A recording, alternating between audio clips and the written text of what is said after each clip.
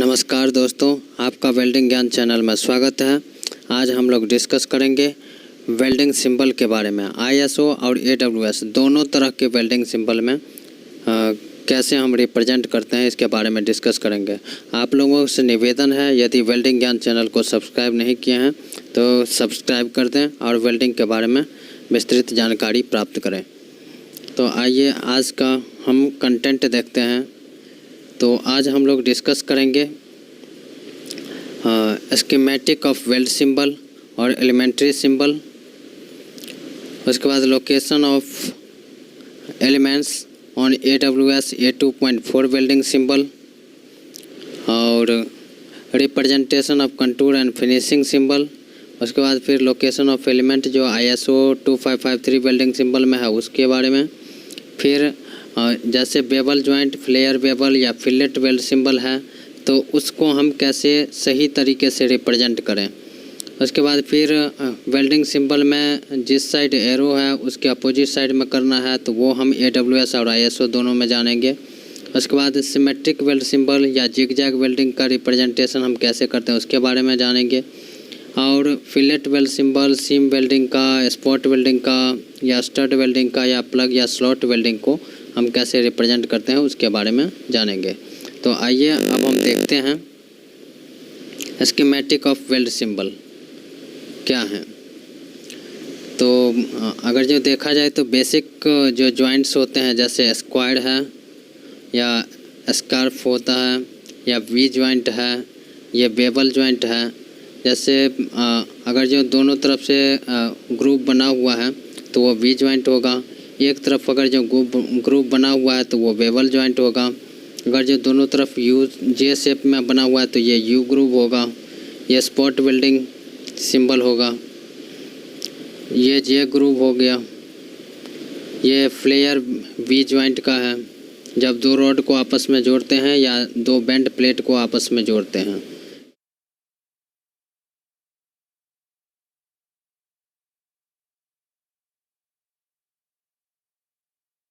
Flare we joint बनाता है। अगर जो एक प्लेट के ऊपर में एक बेंड प्लेट को ऐसे जोड़ रहे हैं तो वो फ्लेयर बेवल होगा, या प्लेट के ऊपर रॉड अगर जो वेल्डिंग कर रहे हैं तो वो फ्लेयर बेवल होगा। ये फिलेट वेल्ड है। ये प्लग या स्लॉट वेल्ड, जब एक में होल है और दूसरा फ्लैट है तो उसको हम प्लग वेल्डिंग बोलते हैं। मटेरियल बैकिंग का होता है, जब जैसे जॉइंट के बीच में ज़्यादा गैप है तो मटेरियल नीचे फ्लो कर जाती है, उसके लिए बैकिंग मटेरियल यूज किया जाता है, तो इसको हम मटेरियल बैकिंग बोलते हैं। सरफेसिंग वेल्ड सिंबल होता है जो एक प्लेट के ऊपर पूरा बीड का यूनिफॉर्म लेयर मल्टी लेयर लगा करके उसको हम फिल करते हैं, तो उसको हम वेल्ड सरफेसिंग बोलते हैं। एज वेल्ड सिंबल हो गया। आइए बेसिक वेल्ड सिंबल के बारे में डिस्कस करते हैं। बेसिक वेल्ड सिंबल क्या है? तो बेसिक वेल्ड सिंबल में है हमारा स्क्वायर जॉइंट, उसका रिप्रेजेंटेशन दो पैरेलल लाइन होगा। ये स्कार्फ जॉइंट का है, ये वी जॉइंट का है, ये बेवल जॉइंट का है, ये यू का, ये जे का, ये फ्लेयर वी का, फ्लेयर बेवल का, ये फिलेट का, ये प्लग या स्लॉट वेल्डिंग का, ये स्टड वेल्डिंग का, ये स्पॉट या प्रोजेक्शन वेल्डिंग का, ये बीम वेल्डिंग का, ये बैक और बैकिंग का, ये सरफेसिंग का और ये एज वेल्ड का। अब आगे हम देखते हैं AWS स्टैंडर्ड के अकॉर्डिंग लोकेशन ऑफ एलिमेंट्स। तो AWS स्टैंडर्ड में ये एरो लाइन होता है, ये रेफरेंस लाइन होता है और ये टेल होता है। टेल पे हम जैसे प्रोसेस नंबर, NDT मेथड या कोई बेसिक इंस्ट्रक्शन लिख सकते हैं। ये वेल्ड ऑल अराउंड का सिंबल है। जैसे वेल्डिंग अगर जो पूरे चारों ओर करना है तो उसको हम वेल्ड ऑल अराउंड सिंबल से रिप्रेजेंट कर सकते हैं। ये अगर जो वेल्डिंग शॉप फ्लोर पे नहीं हो के फील्ड में हो रहा हो या साइट पे वेल्ड हो रहा हो तब हम फ्लैग का सिंबल देते हैं। ये लेंथ, वेल्ड का लेंथ आएगा पहले, उसके बाद फिर डैश दे करके पिच आएगा, उसका पिच लेंथ।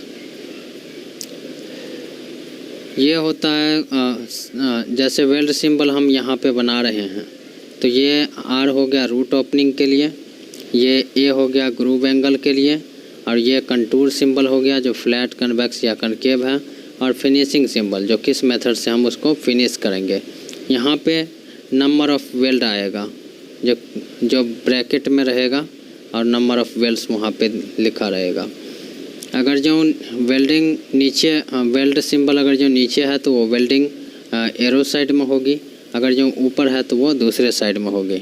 आइए अब हम देखते हैं ISO में। सबसे पहले कंटूर और फिनिशिंग सिंबल कैसे, जैसे अगर जो ये फ्लैट वेल्ड सिंबल के ऊपर स्ट्रेट लाइन दिखा रहा है तो वो फ्लैट फिनिशिंग सिंबल है। ये इसका कंटूर कन्वेक्स है तो इसका अर्थ है जो वेल्डिंग ऐसे कन्वेक्स शेप में होना है। अगर जो कनकेव दिया हुआ है तो वो कनकेव शेप में होना है।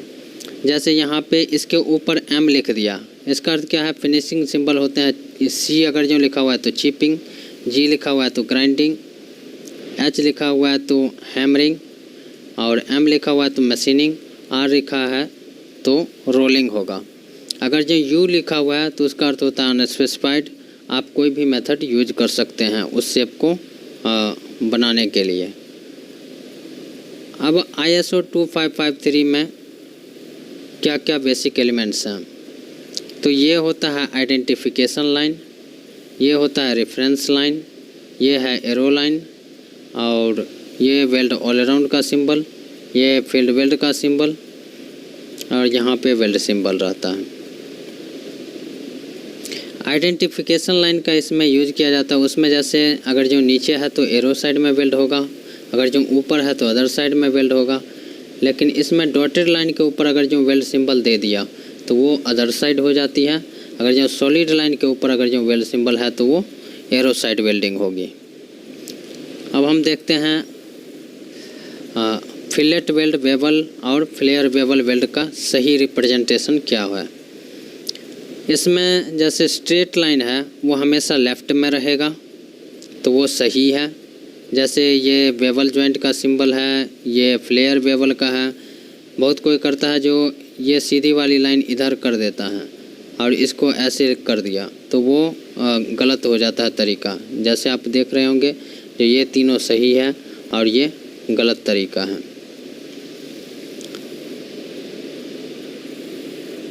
अब देखते हैं हम साइड सिग्निफिकेंस के बारे में, जो वेल्डिंग अदर साइड और एरो साइड कैसे हम रिप्रेजेंट करेंगे। जैसे ये एरो लाइन है और इस साइड सिंबल दिया हुआ है। ये AWS स्टैंडर्ड में अगर जो सिंबल ऊपर दे दिया तो इसका अर्थ है इस साइड वेल्डिंग होगी, अगर जो सिंबल नीचे दे दिया तो इसका अर्थ है इस साइड वेल्डिंग होगी। जैसे ये देख रहे होंगे जो ये फिलेट साइज दे दिया, जैसे ये लेग लेंथ है तो वो जो है इस साइड आ जाएगी। अगर जो B लेग लेंथ अगर जो इस साइड दिया हुआ है B वाली साइड तो उसका हम वेल्डिंग सिंबल जो है ऊपर बनाएंगे। अगर जो ISO 2553 में देखेंगे तो इसमें ये सॉलिड लाइन है, इसके ऊपर में वेल्ड सिंबल दिया हुआ है तो वो जो है इस साइड की है। अगर जो ये डॉटेड लाइन के ऊपर अगर जो वेल्ड सिंबल दे दिया तो ये जो है इस साइड का सिंबल हो जाएगा। तो दोनों में अंतर क्या है, AWS वेल्डिंग सिंबल में रेफरेंस लाइन के ऊपर अगर जो ये है तो वो अदर साइड वेल्डिंग होगा, अगर जो उसके नीचे अगर जो वेल्ड सिंबल है तो वो उस साइड में वेल्डिंग होगी। ISO 2553 में क्या है, जो सॉलिड लाइन पे अगर जो वेल्ड सिंबल है तो वो एरो साइड में वेल्डिंग होगी, अगर जो डॉटेड लाइन पे है तो वो अदर साइड में वेल्डिंग होएगी। अब सिमेट्रिक वेल्डिंग रिप्रेजेंटेशन देखते हैं। सिमेट्रिक वेल्ड क्या होता है, जो दोनों साइड से बराबर बराबर वेल्डिंग होगी और तब फिर हम ये सिमेट्रिक वेल्ड सिंबल का यूज करते हैं। दोनों में सेम होगा। इसमें AWS सिंबल में लेग साइज खाली दिया रहता है, जबकि ISO में अगर जो Z दे करके 5 लिखा हुआ है तो वो लेग लेंथ होगा और A दे करके अगर जो लिखा हुआ है तो वो थ्रोट लेंथ होगा। लेग लेंथ क्या होता है, ये जेड देख रहे होंगे, ये लेग लेंथ है और ये थ्रोट लेंथ है। अब जिग-जैग वेल्डिंग का या स्टैगर्ड वेल्डिंग का रिप्रेजेंटेशन AWS A2.4 में क्या करते हैं, जो एक वेल्ड सिंबल रहेगा दूसरे तरफ का जो वेल्डिंग सिंबल होगा उसको थोड़ा सा शिफ्ट कर देंगे, तो इससे पता चल जाएगा जो ये जिग-जैग वेल्डिंग है। अगर जो ISO 2553 में देखा जाए तो इसमें जैसे फिलेट साइज लिखा हुआ है, ये सॉलिड लाइन और डॉटेड लाइन पे लगा दिए वेल्ड सिंबल। उसके बाद नंबर ऑफ़ वेल्ड आता है, उसके बाद फिर लेंथ आती है प्रत्येक वेल्ड की।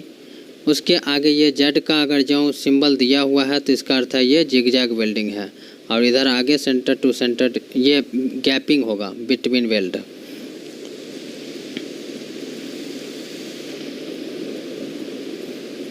वेल्डिंग डायमेंशनल एलोकेशन जैसे ISO 2553 स्टैंडर्ड में है, उसमें इधर लेग या थ्रोट साइज दिया रहेगा। यहाँ पे सबसे पहले n नंबर ऑफ़ वेल्ड होगा, फिर उसके बाद मल्टीप्लाई का निशान रहता है, उसके बाद फिर लेंथ होता है उस वेल्डिंग का, और ये ब्रैकेट में दे करके गैप होगा वेल्डिंग के बीच में, दो वेल्डिंग के बीच में। जबकि AWS सिंबल में क्या होता है, जो यहाँ पे लेग लेंथ रहेगा, ये वेल्ड सिंबल रहेगा, इसके जस्ट ऊपर में ब्रैकेट में जितना नंबर ऑफ़ वेल्ड चाहिए वो दिया रहेगा। उसके बाद फिर प्रत्येक वेल्डिंग का लेंथ दिया रहेगा, फिर डैश दे करके सेंटर टू सेंटर डिस्टेंस या पिच लेंथ ऑफ वेल्ड रहेगा यहाँ पे। अब हम सीम वेल्डिंग का देखते हैं। सीम वेल्डिंग में AWS A2.4 स्टैंडर्ड में ये सिंबल है वेल्ड सिंबल। यहाँ पे दिया रहेगा साइज ऑफ वेल्ड, जो सीम वेल्डिंग का साइज़ क्या है वो, या शेयरिंग स्ट्रेंथ दिया रहेगा। यहाँ पे ऊपर में नंबर ऑफ़ वेल्ड दिया रहेगा, जो कितने नंबर ऑफ़ वेल्ड करने हैं। यहाँ पे वेल्ड लेंथ रहेगा और ये पिच लेंथ होगा। जबकि ISO 2553 स्टैंडर्ड में यहाँ पे डायमीटर ऑफ वेल्ड यानी कि size width of seam weld होगा। उसके बाद फिर ये वेल्ड सिंबल होगा, फिर उसके बाद ये नंबर ऑफ़ वेल्ड होगा, फिर मल्टीप्लाई का सिंबल होगा, फिर उसके बाद जो है ये लेंथ होगा सीम वेल्ड का, प्रत्येक सीम वेल्ड का, और यहाँ पे गैप को ब्रैकेट में लिखेंगे, दो वेल्डिंग के बीच के गैप को। जबकि स्पॉट और प्रोजेक्शन वेल्डिंग में क्या होता है, जो यहाँ पे डायमीटर रहेगा AWS A2.4 स्टैंडर्ड में, और ये नंबर ऑफ़ वेल्ड होगा ब्रैकेट में, और यहाँ पे पिच लेंथ होगा। जबकि ISO 2553 में 6 जो है diameter of weld at faying surface, फिर उसके बाद ये नंबर ऑफ़ वेल्ड्स होगा और ब्रैकेट में दे करके पिच लेंथ होगा। अगर जो स्टड वेल्डिंग का देखा जाए तो इसमें स्टड का साइज रहता है, ये नंबर ऑफ़ स्टड होता है, और ये दो स्टड के बीच में जो गैप रहता है वो होता है। जबकि ISO 2553 स्टैंडर्ड में नंबर ऑफ़ स्टड जो है इधर लिखा जाता है, और ब्रैकेट में पिच लिखा स्टड के बीच का गैप लिखा जाता है। प्लग वेल्डिंग सिंबल में जैसे यहाँ पे डायमीटर रहेगा, लेकिन वहाँ पे डायमीटर का सिंबल फाई देना ज़रूरी है। उसके बाद ये फिलिंग डेप्थ, जैसे 10 mm 15 mm का प्लेट है, लेकिन 5 mm तक डेप्थ ही भरना है, तो उसको हम यहाँ पे इसके बॉक्स के अंदर लिखेंगे। और जैसे ये काउंटर सिंक है, तो काउंटर सिंक का एंगल जो है ये पहले आएगा, उसके बाद फिर नंबर ऑफ़ वेल्ड्स आएगा, और यहाँ पे पिच लेंथ आएगा प्लग के बीच का, सेंटर टू सेंटर डिस्टेंस। अगर जो ISO 2553 में देखें तो इसमें प्लग का डायमीटर लेफ़्ट साइड में होगा, उसके बाद फिर ये फिलिंग डेप्थ होगा। नंबर ऑफ़ प्लग्स इसमें राइट में आ जाती है, और ब्रैकेट में दे करके पिच लेंथ होता है प्लग के बीच का।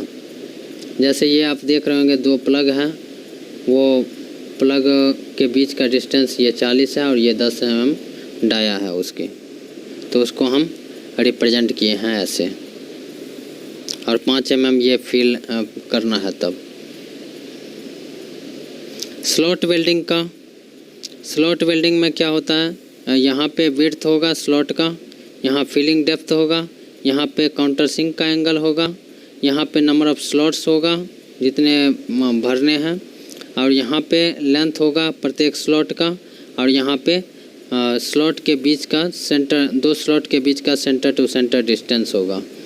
जबकि ISO 2553 स्टैंडर्ड में ये विड्थ ऑफ स्लॉट 10 mm, उसके बाद ये 5 नंबर ऑफ वेल्ड होगा स्लॉट, और 100 जो है लेंथ है प्रत्येक स्लॉट का, और ये 200 जो है गैपिंग है। जैसे आप इसमें देख रहे होंगे, इसमें पिच लेंथ लेते हैं सेंटर टू सेंटर डिस्टेंस, जबकि हम इसमें गैपिंग लेते हैं दोनों के बीच का। अगर जो ग्रुप वेल्डिंग का रिप्रेजेंटेशन देखा जाए तो उसको हम रिप्रेजेंट करते हैं AWS स्टैंडर्ड में। जो ये रूट गैप है ये सबसे पहले आएगी, फिर उसके ऊपर एंगल होगा, उसके ऊपर फिनिशिंग सिंबल होगा। अगर जो ये कन्वेक्स चाहिए या कनकेव चाहिए वो फिनिशिंग सिंबल हम दे सकते हैं।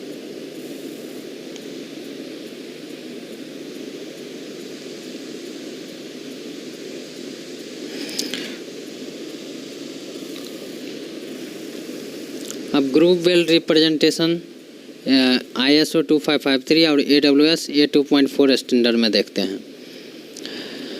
इसमें क्या होता है, जो हम लेफ़्ट में लिखते हैं ISO 2553 में, ये जितने डेप्थ तक वेल्डिंग हुई है उसको हम S से रिप्रेजेंट करते हैं। तो वेल्डिंग जितना डेप्थ तक होगा वो पहले आएगा, और ब्रैकेट में जितना डेप्थ तक हम ये ग्रुप बनाते हैं, ये वेबल का जो डेप्थ होगा वो डेप्थ हम यहाँ से ये डिस्टेंस जो H लिखा हुआ है वो हम ब्रैकेट में लिखेंगे। जबकि AWS सिंबल में क्या होता है, जो प्रिपरेशन डेप्थ, ये जो है बेवल का डेप्थ जितना है वो हम पहले लिखेंगे, उसके बाद ब्रैकेट में हम E लिखेंगे जो जहाँ तक वेल्डिंग गई हुई है, वेल्डिंग का डेप्थ। कंबाइंड वेल्ड सिंबल भी यूज किया जाता है। जैसे इसमें देख रहे होंगे, जो ये रूट गैप है तो यहाँ पे बट वेल्ड हो रहा है, और उसके बाद ये फिलेट वेल्ड हो रहा है। तो इसको हम पहले बट वेल्ड का दोनों साइड का सिंबल देंगे, उसके ऊपर में हम फिलेट वेल्ड का सिंबल देंगे और उसका साइज लिखेंगे। तो ऐसे हम कंबाइंड वेल्ड सिंबल का भी यूज कर सकते हैं। अगर जो कहीं पे मल्टीपल रेफरेंस लाइन या मल्टीपल एरो लाइन होता है तो उसका मतलब क्या है। जैसे मल्टीपल रेफरेंस लाइन दिया हुआ है तो उस जॉइंट पे, उस पीस में हो सकता है जो 2 या 3 ऑपरेशन होना हो, तो जो सबसे नज़दीक है वो ऑपरेशन पहले होगी।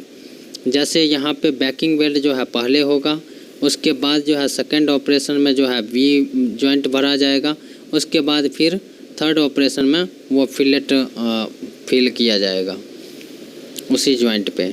जबकि मल्टीपल एरो हेड जो होता है वो होता है सेम तरह के वेल्डिंग। अगर जो 2 या 2 से अधिक जगह पे है तो हम एरो लाइन की संख्या बढ़ा सकते हैं। जैसे कहीं पे थ्रोट लेंथ, जैसे डीप पेनिट्रेशन थ्रोट लेंथ को मेंशन करना है और ये थ्योरेटिकल थ्रोट को रिप्रेजेंट करना है, तो उसके लिए हम यहाँ पे S ये जो है पहले मेरा लिखाएगा ये डीप पेनिट्रेशन थ्रोट थिकनेस, उसके बाद फिर ये लिखाएगा थ्योरेटिकल थ्रोट थिकनेस। अगर जो कहीं पे डिफरेंट लेग साइज का रिक्वायरमेंट है, जैसे पीस की थिकनेस वेरी कर रही है, एक तरफ 7 या 8 mm में है, एक तरफ 2 या 3 mm में है, तब वहाँ पे लेग साइज चेंज करना पड़ता है। तो ऐसी जगह पे हम दोनों लेग साइज को लिख सकते हैं लेफ़्ट में, तो इससे ड्राइंग पढ़ने में आसान हो जाएगा और वेल्डर भी आसानी से समझ सकता है। Thanks for listening this, thank you, all the best.